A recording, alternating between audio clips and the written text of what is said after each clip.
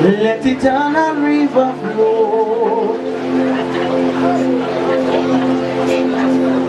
in your church more again. Let eternity be.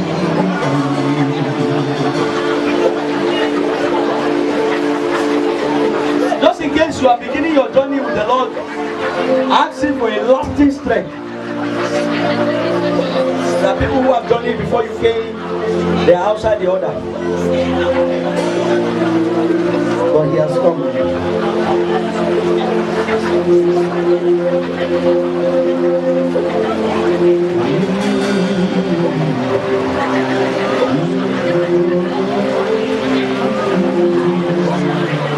In the name of Jesus. Please, if you can sit down, sit. Who called name and phone number, the land is covered with blood.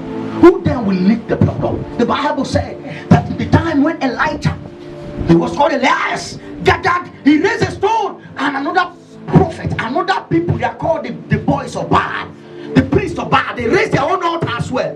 Elijah went and inquired of the Lord. Listen to me, if you don't understand the matters of the Lord, you don't know how to stand and call for the cleansings of the land.